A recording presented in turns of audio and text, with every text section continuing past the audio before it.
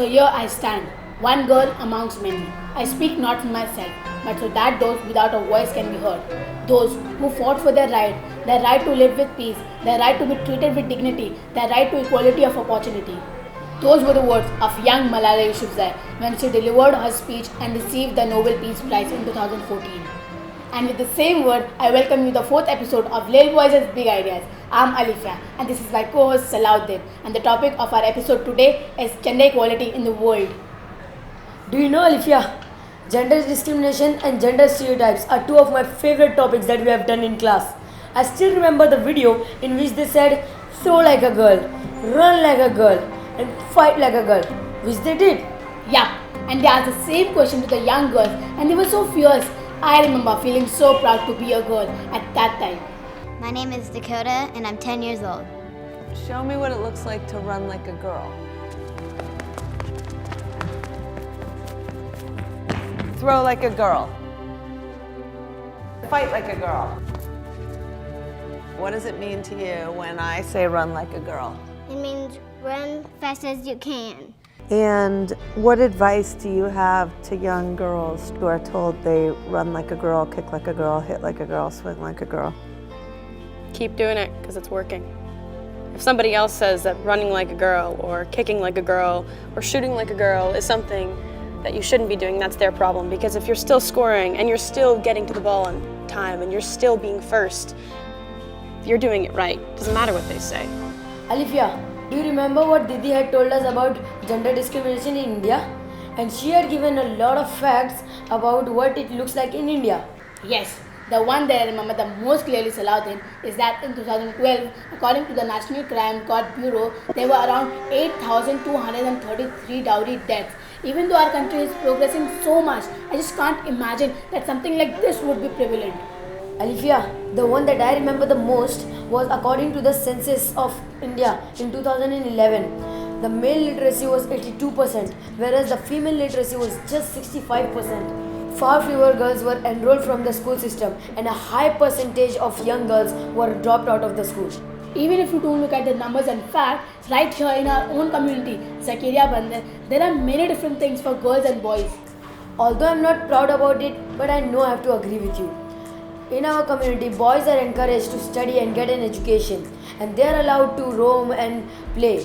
Whereas the girls are expected to fill water and keep the house clean, and they are not allowed to go out too much. That's true, Sallauddin. I face that too sometimes. And I also know that due to gender stereotype, it is difficult for boys. For example, if a boy gets hurt, then he's expected to behave very strong and then teased a lot if he starts to cry. Yes, we are told that real men do not cry, and the boys who like to cook and help their mothers out in the kitchen, they are made fun of too. This situation is definitely not great, Salah. So here, once again, let us share a couple of stories about how children are fighting against gender discrimination. Alright, so today the first story that I want to share is of a young girl named Memory Banda. Her sister Mercy had her first child at the age of 11, and by the age of 16, she had delivered 3 children. This had a huge impact on Memory, and along with some of her friends, she went and fought against the child marriage in Malawi. Through their writing and their voice, Memory and her friend managed to contribute to raising the legal age of marriage in Malawi to 18. This must mean so much to the lives of hundreds of girls, and this is such a huge inspiring story for me as well. Just like Memory is fighting against child marriage in her community, there is another group of girls in Afghanistan. They are fighting for a different discrimination. In Afghanistan, girls are not allowed to do many things. They are not allowed to drive. They are not allowed to be seen in public. They are not allowed to be seen in front of men who are not their relatives. In the middle of this, there is a group of young girls who are skating their way towards equality. Oh, I've heard of these girls. Aren't they a part of an NGO called Skatistan in Kabul? They combine skating and schooling so that girls get a chance to go to school. Not only that, you can go on to become a teacher even if you're a child. Yes, 14-year-old girl Madina Sayeedi started herself as a student at Skatistan, and now she is a youth leader and a role model for hundreds of Afghan youth. Even though she is a teenager herself, she has accomplished a lot.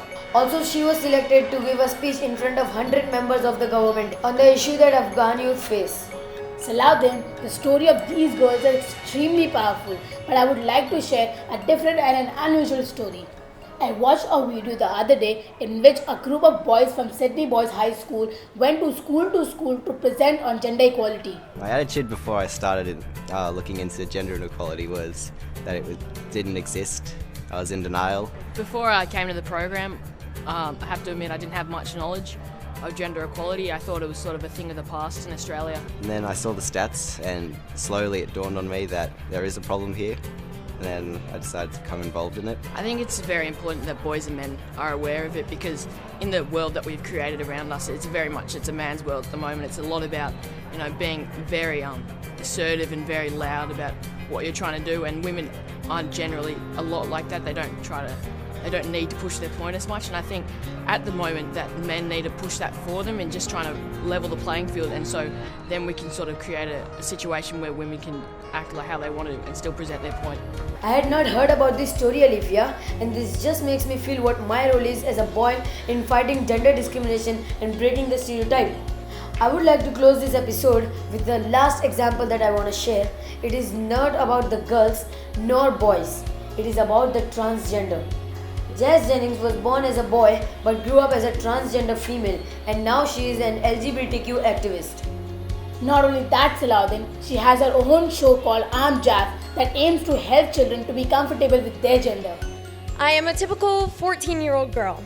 I love to hang out with my friends. I love to play soccer and tennis, draw and write stories, make silicone mermaid tails, and most of all, I love to binge watch TV shows on my laptop. Oh, and I also just happen to be transgender. To be clear, that last point is not a negative. Being transgender makes me special and has helped to shape the person that I am today. I'm proud of the way I am, and I wish all transgender kids could embrace their uniqueness like I do. I share my story so that my message of loving yourself and knowing that it's okay to be different can be spread everywhere. I'm just thinking how much courage it would take for her to do this. Yes, courage, compassion, wisdom. These are the words that come to my mind when I think of the leaders that we have explored today. As always, I'm leaving this episode quite inspired. I hope to be more like this kid someday.